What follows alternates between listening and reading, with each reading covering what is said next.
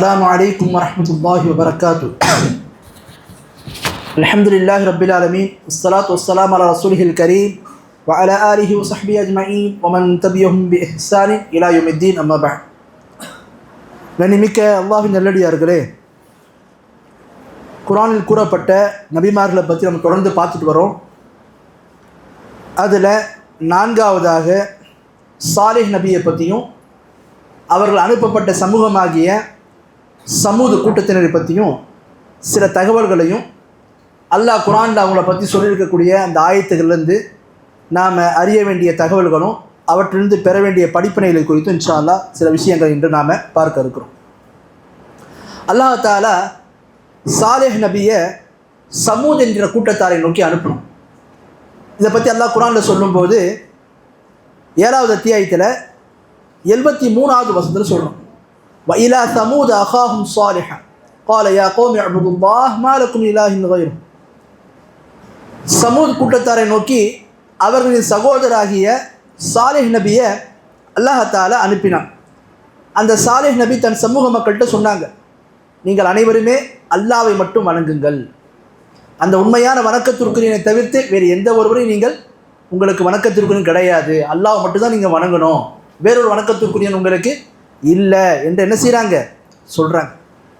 அப்போது இந்த வசனத்தை நம்ம அறியக்கூடிய முக்கியமான ஒரு தகவல் என்னன்னு சொன்னால், அல்லாஹ் மனிதனை படைத்ததற்கான நோக்கம், இந்த உலகத்தில் தூதர்களையும் நபிமார்களையும் அனுப்பியதற்கான நோக்கம், அல்லாஹ் தஆலா மனிதருடைய நேர்வழிக்காக வேதங்களை கொடுத்ததற்கான நோக்கம், இது எல்லாமே பார்த்திங்கன்னா அல்லாஹ் ஒருவனை மட்டுமே வணங்கணும், அவனுக்கு எந்த ஒன்றையும் இணையாக்கவே கூடாது.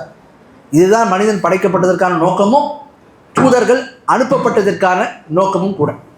ஆகவே சாலிஹ் நபியும் அதையே தான் சொல்கிறாங்க, அல்லாஹ்வை மட்டும் நீங்கள் வணங்கணும், அவனுக்கு அவனை விட்டு உங்களுக்கு எந்த ஒரு வணக்கத்துக்கும் கிடையாது, வேறு எந்த ஒரு வணக்கத்துக்கும் நீங்கள் கிடையாதுன்னு சொன்னால் யாரையும் நீங்கள் வணங்கக்கூடாது என்று என்ன செய்கிறாங்க சொல்கிறாங்க. இது தான் நபிமார்கள் அனைவருடைய தூதர்கள் அனைவருடைய அடிப்படையான பிரச்சாரமாக இருந்தது. இதுதான் நபிமார்களுடைய பாதையில் போகக்கூடிய அல்லாஹ்வுடைய தூதரை பின்பற்றக்கூடிய நம்முடைய பாதையாகவும் இருக்க வேண்டும். மக்களை ஓரிரை கொள்கையின் பக்கம் தௌஹீதின் பக்கம் அழைக்கணும், ஷிர்க்கை விட்டு அவங்கள அப்புறப்படுத்தணும்.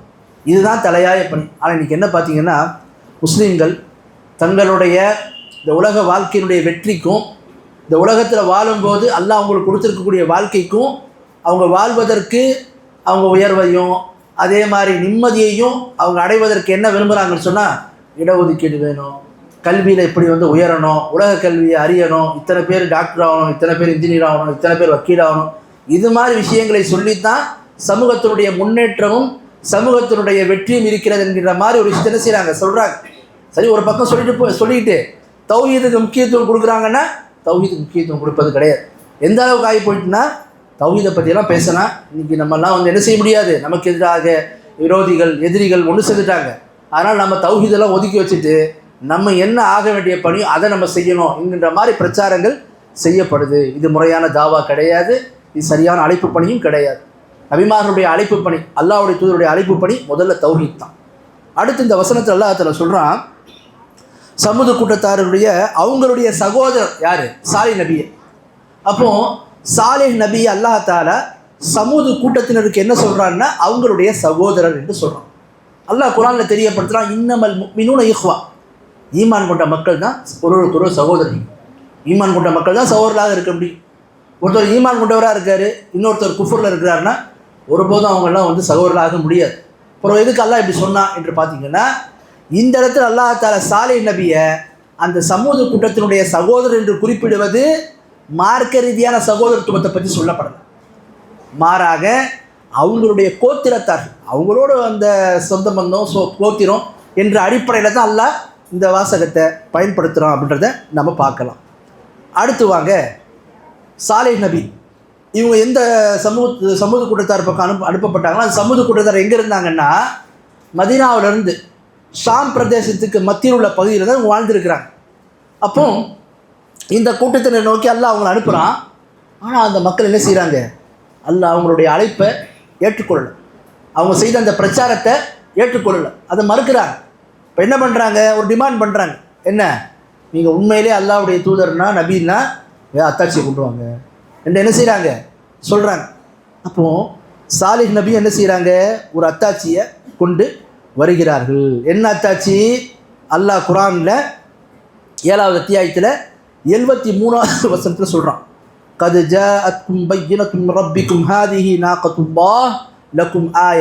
அல்லாஹ் சொல்கிறான், உங்களிடத்தில் உங்கள் ரப்பின் தரப்பிலிருந்து ஒரு தெளிவான அத்தாட்சி உங்களுக்கு வந்திருக்கு. என்ன அத்தாட்சி இது? அதுதான் அல்லாஹ்வுடைய இந்த ஒட்டகம். இதில் உங்களுக்கு என்ன இருக்குது? அத்தாட்சி இருக்கிறது, இது உங்களுக்கான அத்தாட்சி என்று சொல்லி சாலே நபி சமூக கூட்டத்தினரிடம் சொல்கிறாங்க. அப்போ அந்த மக்கள் ஈமான் கொண்டு வர மாட்டேன்னு சொன்ன உடனே ஏதாவது ஒரு அத்தாட்சி அடையாளத்தை கொண்டு வாங்கணும் போது என்ன செய்கிறாங்க, மோஜிசாவை அல்லாஹ் தஆலா ஒரு அற்புதமாக ஒட்டகத்தை அவங்களுக்கு கொடுக்குறான், பெண் ஒட்டகத்தை. எப்படி இந்த ஒட்டகம் வந்துச்சு என்பதை பற்றி பார்க்கும்போது நம்ம பார்க்குறோம், அந்த மக்கள் அனைவரும் பார்க்கும் விதமாக அல்லாஹ் பாறையிலிருந்து மலையிலிருந்து என்ன செய்யறான், அந்த பெண் ஒட்டகத்தை கொண்டு வரான். அது அப்படியே அவங்க கண்ணுக்கு முன்னாடி பார்க்குறாங்க. இப்படி ஒரு அதிசயத்தையும் அற்புதத்தையும் பார்த்ததுக்கு பிறகும் கூட அவங்க அல்லாஹ் மீது ஈமான் கொள்ளலை, சாலிஹ் நபியுடைய பிரச்சாரத்தை ஏற்றுக்கல, மாறா என்ன செய்கிறாங்க, அவர்கள் மறுக்கிறாங்க. அப்போ அவங்களிடத்துல தெளிவான சான்றுகள் வந்ததற்கு பிறகும் கூட அவங்க என்ன செய்யலை, அவங்களுடைய அழைப்புக்கு செவிமடுக்கலை, அதை உண்மைன்னு நம்பலை. பாருங்க எந்த அளவுக்குன்னா சாலிஹ் நபி அந்த அத்தாட்சி வந்ததுக்கப்புறம் அந்த மக்கள்கிட்ட சொல்கிறாங்க, ஃபதரூஹா தஅகுல் ஃபீ அர்தில்லாஹ் வலா தமுஸ்ஸுஹா பிஸ்ஸூஇன் ஃபயஅஹுதுகும் அஸாபுன் அலீம் சொல்கிறாங்க. குர்ஆனில் 7வது அத்தியாயத்தில் 73வது வசனத்தில் சொல்கிறாங்க என்னென்னு, அந்த ஒட்டகத்தை அல்லாஹ்வுடைய ஒட்டகம், அல்லாஹ்வுடைய ஒட்டகம் என்ன, இங்கே நம்ம விஷயத்தை விளங்கிக்கணும். அல்லாஹ் குர்ஆனில் சொல்கிறான் நாக்கத்துல்லான்றான். நாக்கத்துல்லான்னு என்ன, அல்லாஹ்வுடைய ஒட்டகம்னு அர்த்தம். அப்போது சாலிஹ் நபி சமுதாயத்துக்கு கொடுத்த ஒட்டகம் மட்டும்தான் அல்லாஹ்வுடைய ஒட்டகம் இல்லை, எல்லாமே அல்லாஹ்வுடைய படைப்பு, எல்லாமே அல்லாஹ் படைத்த ஒட்டகம் தான். அப்புறம் எதுக்கு அல்லாஹ் தஆலா இதை பிரத்யேகமாக நாக்கத்துல்லான்னு சொல்கிறான்? உதாரணத்துக்கு இங்கே பார்த்தீங்கன்னா பைத்துல்லான்னு நம்ம சொல்கிறோம். பைத்துல்லான்னா காபா, அல்லாஹ்வுடைய இல்லம். எல்லா மஸ்ஜிதுமே எல்லா பள்ளிவாசலுமே அல்லாஹ்வுடைய இல்லம் தான். அப்புறம் எதுக்கு அல்லாஹ் தஆலா பைத்துல்லான்னு சொல்லி குறிப்பிட்டு சொல்கிறான்? அதே மாதிரி பாருங்கள், நம்ம எல்லாமே என்ன, அல்லாஹ் நமக்கு ரூஹை கொடுத்துருக்கான்ல, ஆன்மா. இந்த எல்லா ஆன்மாவையும் அல்லாஹ் தான் படைச்சான். ஆனால் பிரத்யேகமாக அல்லாஹ் சொல்கிறான், நஃபக்து ஃபீஹி மின் ரூஹினா. ஆதம் நபியை பற்றியும் ஈசா நபியை பற்றி அல்லாஹ் சொல்லும்போது எங்களுடைய ஆன்மாவை நாங்கள் அதில் ஊதுனோம் அந்த கர்ப்பப்பையில். அதே மாதிரி ஈசா நபியை பற்றி சொல்லும்போது அல்லாஹ் அதை தான் சொல்கிறோம், கர்ப்பப்பையில் என்ன செய்யணும், நம்முடைய ரூஹை ஊதணும். ஆதம் அலைஹிஸ்ஸலாம் படைக்கும் போது கையால் களிமண்ணால் படைத்து அவங்களுக்குள்ள என்ன செய்யணும், ரூஹை ஊதணும். அங்கே அல்லாஹ் என்ன செய்கிறான், எங்களுடைய ரூஹ், என்னுடைய ரூஹ்னு சொல்கிறான். ரூஹ்னா ஆன்மா. இப்போ அல்லாஹ்வுடைய ஆன்மானா என்ன, இதைத்தான் கிறிஸ்துவர்கள் தவிர விளங்கிட்டாங்க. அப்போது இதைத்தான் அரபியில் சொல்லுவாங்க இதாஃபத்து தஷ்ரீஃப். அதாவது அல்லாஹ் ஒரு விஷயத்தை தன்னோடு தொடர்புபடுத்துகிறான்னா அதை 2 வகையாக பிரிப்பாங்க. ஒன்று என்ன, ஒன்று அல்லாஹ் அவனோடவே தொடர்புபடுத்துறது, குத்ரத்துல்லா, அல்லாஹ்வுடைய ஆற்றல், அல்லாஹ்வுடைய வல்லமைன்னு சொல்லி எல்லாம் சொல்கிறான் பார்த்தீங்களா. இது அல்லாஹ் அவனோட தொடர்புபடுத்துறது, இது அல்லாஹ் விட்டு பிரிக்கவே முடியாது. இன்னும் சில விஷயங்கள் அல்லாஹ் தன்னோடு தொடர்புபடுத்துவான். ஆனால் அந்த காரியங்கள் எப்படிப்பட்டதுன்னு சொன்னால் அதனுடைய சிறப்பையும் மேன்மையையும் மகத்துவத்தையும் வெளிப்படுத்துகிறமா. எல்லாமே அல்லாஹ்வுடைய ஒட்டகம் தான். ஆனால் அல்லாஹ் இப்படி ஒரு ஏற்பாட்டை செய்து அந்த ஒட்டகத்தை கொண்டு வந்தான் பார்த்தீங்களா, அது ஒரு அற்புதமாக இருந்தது பார்த்தீங்களா. அதனுடைய ஒரு முக்கியத்துவத்தையும் சிறப்பையும் வெளிப்படுத்தும் விதமாக நாக்கத்துல்லா, அல்லாஹ்வுடைய ஒட்டகம். மற்ற ஒட்டகமும் அல்லாஹ் தான் படைச்சது, இதுவும் அல்லாஹ் படைத்த படைப்பு தான். எதுக்கு சொல்கிறான், அதை இணைத்து அல்லாஹ் ஏன் தன்னோட சொல்கிறான், அதனுடைய முக்கியத்துவத்தை சொல்கிற மாதிரி, முக்கியத்துவத்தை விளங்குறதுக்கு மாதிரி. எல்லா ரூஹுமே எல்லா ஆன்மாவுமே அல்லாஹ்வுடைய கட்டளை தான். எதுக்கு அல்லாஹ் பிரத்யேகமாக ஆதம் நபிக்கும் ஈசா நபிக்கும் சொல்கிறாங்க, அதுக்கு ஒரு காரணம் இருக்குது. என்ன, ஆதம் நபி தாய் தந்தை இல்லாமல் பிறந்தாங்க, ஈசா நபி தந்தையே இல்லாமல் பிறந்தாங்க. அல்லாஹ்வுடைய கட்டளை கொண்டு அது ஆகுன்னு ஆயிட்டு. மற்ற ரூஹையும் அல்லாஹ் தான் படைக்கிறான், அவங்க ரூஹையும் அல்லாஹ் தான் படைச்சான். ஏன் அதை எங்களுடைய ரூஹ்னு ஏன் அல்லாஹ் சொல்கிறான், எங்களுடைய ஆன்மா என்னுடைய ஆன்மான்னு ஏன் சொல்கிறான்? அது காரணம் இதுதான், அதனுடைய ஒரு சிறப்பை வெளிப்படுத்துறதுக்காக வேண்டி. அப்போது எப்படி காபத்துல்லான்னா அல்லாஹ்வுடைய இல்லம்னு சொன்னால் எல்லாமே அல்லாஹ்வுடைய இல்லம் தான். காபத்துல்லா சொல்கிறதுக்கு காரணம் என்ன, மற்ற பள்ளிகளுக்கு ஒரு சிறப்பு இருக்குது. அப்போ அந்த ஒரு சிறப்பையும் மேன்மையும் மகத்துவத்தையும் சொல்கிறதுக்காகத்தான் இப்படி ஒரு தொடர்பு அல்லாஹ் சொல்கிறானே தவிர அதை நம்ம என்ன செய்யக்கூடாது, தவறான ஒரு பொருளை விளங்கிவிடக்கூடாது. இப்போ பாருங்கள், அந்த சாலிஹ் நபி தன்னுடைய சமூக மக்கள்கிட்ட சொல்கிறாங்க, பாருங்கள் இந்த ஒட்டகத்தை விட்டுருங்க, அது அல்லாஹ்வுடைய பூமியில் அதற்கான இறை அதை தேடி என்ன செய்துக்கிடும், சாப்பிட்டுக்கிடும். எந்த விதமான கெட்டமான எண்ணத்தோடு நீங்கள் தீண்டக்கூடாது. அந்த ஒட்டகத்தை கெட்ட எண்ணத்தோடு தீண்டக்கூடாது. அப்படி நீங்கள் ஏதாவது செஞ்சீங்கன்னு சொன்னால் கடுமையான வேதனை உங்களை வந்து பிடித்திடும் என்று எச்சரிக்கை செய்கிறாங்க. ஆனால் பாருங்கள் எந்த அளவுக்குன்னா அந்த ஒட்டகத்துக்காக வேண்டி அல்லாஹ் குர்ஆனில் சொல்கிறான். என்னென்னு 54வது அத்தியாயத்தில் 28வது வசனத்தில் வனபியூஹும் அன்னல் மாஹ கிஸ்மத்துன் பைனஹும் குல்லு ஷிர்பின் முஹ்ததர். அல்லாஹ் சொல்கிறான், சாலிஹே அந்த மக்களை நீங்கள் அறிவித்து கொடுத்துருங்க. என்ன, அந்த தண்ணீரை குடிப்பதற்காக அந்த ஒட்டகங்கள் கிணற்றில் வருது, அந்த கிணற்றில் வரும்போது அந்த ஒட்டகங்களுக்கு மத்தியில் நாம் என்ன செய்யணும், அந்த முறையை ஏற்படுத்தி கொள்ள வேண்டும். இந்த ஒட்டகம் ஒரு முறை குடிக்குதா, அடுத்த முறை என்ன செய்யுங்க, உங்களுடைய ஒட்டகங்களை கொண்டு வாங்க.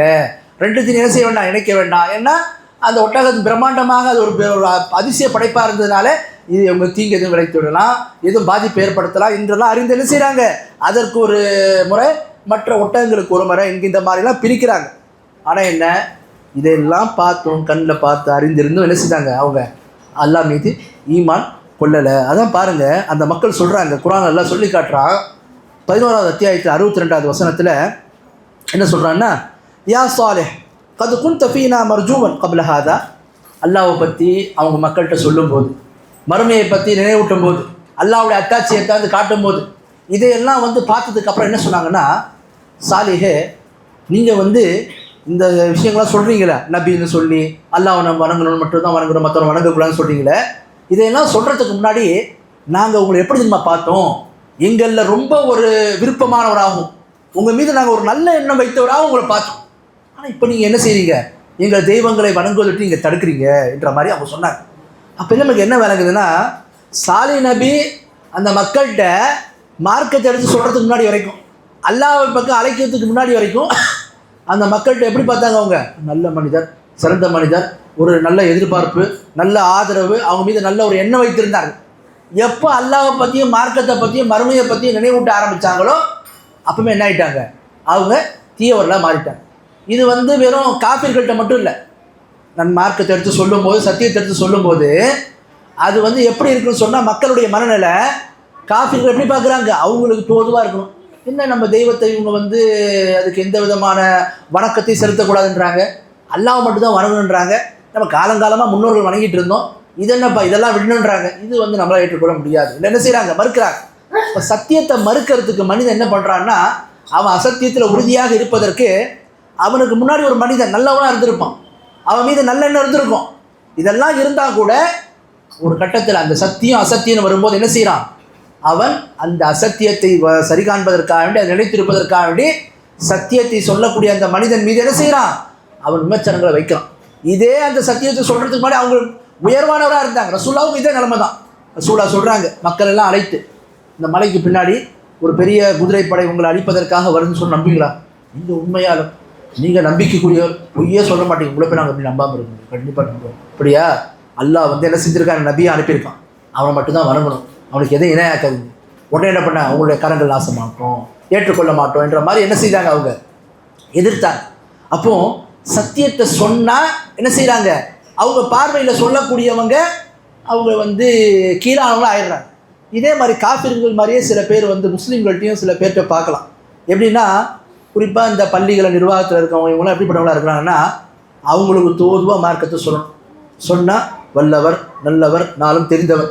ஆனால் அதே நேரத்தில் அல்லாஹ்வுடைய மார்க்கத்தில் எது உண்மை எது சத்தியம் என்பதை சொல்லும்போது அதை அந்த நிர்வாகமோ அல்லது அந்த மக்களோ ஏற்றுக்கொள்ளணும்னு சொன்னால் உடனே என்ன, அவர் கெட்டவர், அவர் தீயவர், அவர் வந்து மோசமானவர் என்ற மாதிரி என்ன செய்கிறாங்க, சொல்கிறாங்க. இதே தான் காஃபிர்கள்ட்டையும் இருந்துச்சு. அப்போது சத்தியத்தை நம்ம சொல்லும்போது மக்களுடைய இதெல்லாம் பார்க்க வேண்டியது கிடையாது. மக்களுக்கு என்ன, இன்றைக்கி நல்லவன் நாளைக்கு சத்தியத்தை சொல்லும்போது அவன் கெட்டவன். அப்போ மக்களுடைய முடிவு என்பது என்ன, அது வந்து ஒரு அடிப்படை கிடையாது. நம்ம அல்லாஹ்வை தான் திருப்திப்படுத்தும், மக்களெல்லாம் திருப்திப்படுத்த வேண்டிய அவசியமே இல்லை. அல்லாஹ்வை திருப்திப்படுத்த ஆரம்பித்தா யாருடைய உள்ளத்தில் உண்மையான இஹ்லாஸ் இருக்குமோ அந்த மக்கள் இடத்துல அல்லாஹ் தஆலா புரிதலை தருவோம், அவங்க என்ன செய்வாங்க, சத்தியத்தை ஏற்றுக்கொள்வார்கள். அப்போ பாருங்கள், அந்த சாலிஹ் நபியை பற்றி அவங்களுக்கு அல்லாஹ் தஆலா இந்த ஒட்டகத்தை இறக்குறான், இறக்கிட்டு அவங்களுக்கு கொடுத்த நியாமத்துக்கெல்லாம் நினைவூட்டு. அல்லாஹ் குர்ஆனில் 7வது அத்தியாயத்தில் 74வது வசனத்தை அல்லாஹ் தஆலா சொல்கிறான். சூரத்துல் ஆராஃபில் தொடர்ந்து இந்த வசனங்கள் வருது. சொல்கிறான் பாருங்க, வஸ்குரு இது ஜஅலக்கும் குலஃபா மின் பாதி ஆத் வபவ்வஅக்கும் ஃபில் அர்த் தத்தகிதுன மின் சுஹூலிஹா குசூரன் வதன்ஹிதுன அல்-ஜிபால புயூதா வஸ்குரு ஆலா அல்லாஹி வலா தஅஸூ ஃபில் அர்தி முஃப்ஸிதீன்.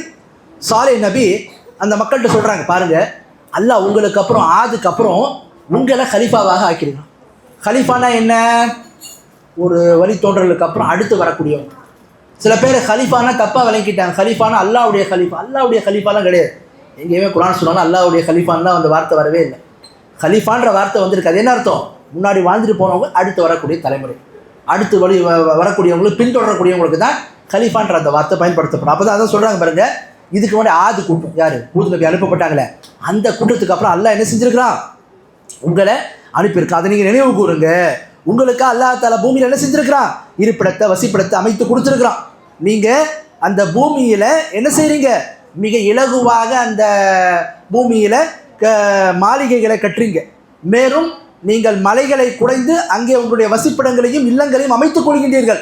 நீங்கள் அல்லாஹ்வுடைய அருட்கொடைகளை நினைத்து பாருங்கள்.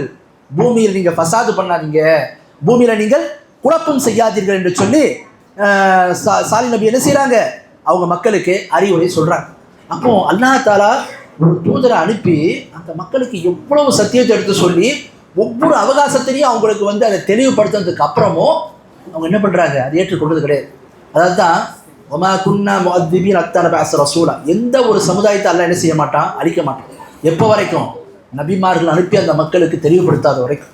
நபிமார்கள் அனுப்பி வேதத்தை கொடுத்து அந்த மக்களுக்கு சத்தியத்தை தெரியப்படுத்தி இப்படி ஒவ்வொரு சந்தர்ப்பங்களையும் சத்தியத்தை அவங்களுக்கு சொன்னதுக்கு அப்புறமும் விடாப்பிடியாக அதை மறுக்கிறாங்க, புறக்கணிக்கிறாங்கன்னா கடைசியில் என்ன?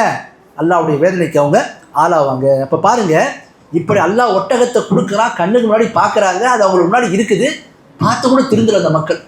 அடுத்து பாருங்கள், அவங்களுக்கு எந்த அளவுக்கு அவங்களிடத்துல ஆணவமும் கர்வமும் இருந்தது. என்ன பண்ணுறாங்க? அல்லாஹ் குர்ஆனில் சொல்லி காட்டுறான்.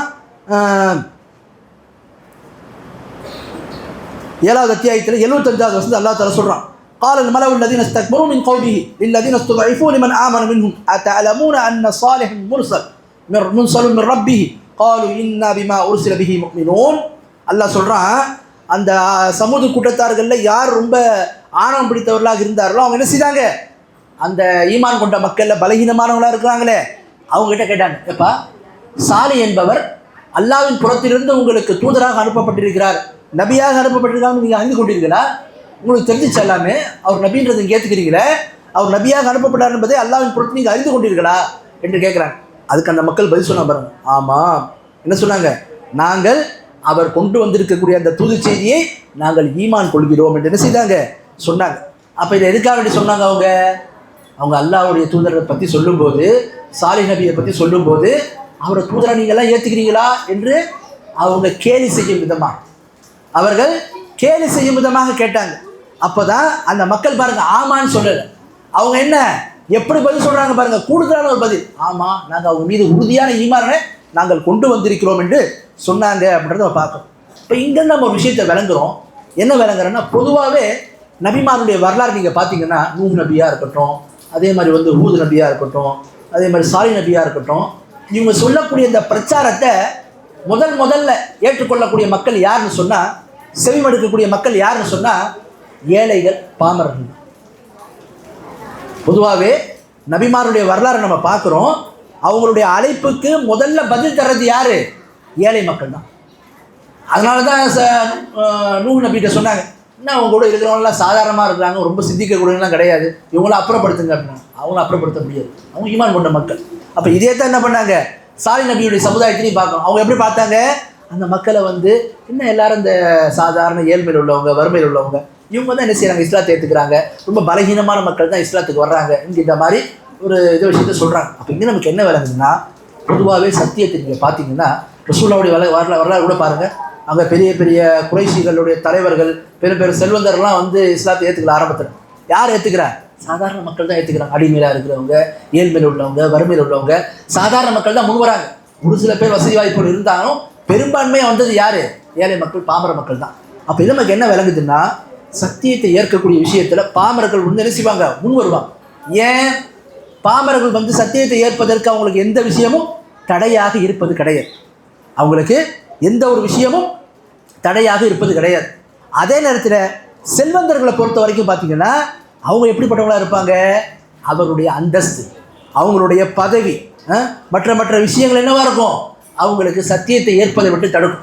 இப்போ நீங்கள் யார்கிட்டயா போய் மார்க்கத்தை எடுத்து சொன்னீங்கன்னா கூட, சாதாரண மக்கள் கீழ்த்தட்டில் இருக்கக்கூடிய மக்கள்லாம் இஸ்லாத்தை சொன்னால் உடனே அந்த அல்லாவுடைய அந்த ஓரிரை கொள்கை பிடித்து என்ன செய்வாங்க, அதை உள்வாங்கிக் கொள்வாங்க. சத்தியத்தை தேடி அவங்களுடைய உள்ளம் உடனே ஏற்றுக்கொள்ளும். இதே செல்வந்தராக இருக்கிறவங்க அதிகாரத்தில் உள்ளவங்கள்ட்ட போய் சொன்னீங்கன்னா என்ன செய்வான், இதை நான் ஏற்றுக்கிட்டா என் நிலைமை என்ன ஆகும், என் பதவி என்ன ஆகும், என் அந்தஸ்து என்ன ஆகும், என்னை பற்றி மக்கள் என்ன நினைப்பாங்க, இதுக்காக வேண்டி என்ன செய்வான் அந்த மனிதன், அதிலிருந்து பின்வாங்கிடுவான் அப்படின்றத நம்ம பார்க்குறோம். ஆகவே இது நமக்கு விளங்குறோம், சத்தியத்துக்கு எப்போதுமே சாதாரண மக்கள் தான் ஏற்றுக்கொள்ள முன்வராங்க. அதனால தான் ரசூலா சொன்னாங்க, பணக்காரர்களை காட்டிலும் 500 ஆண்டுகளுக்கு முன்னாடி என்ன செய்வாங்க, வெறும் வறுமையில் உள்ளவங்க ஏழ்மையில் உள்ளவங்க சொர்க்கத்திற்கு முந்தி செல்வார் என்று சொன்னாங்க. ஆக இதையும் நம்ம என்ன செய்யறதுல ஒரு படிப்பனையாக பார்க்குறோம்.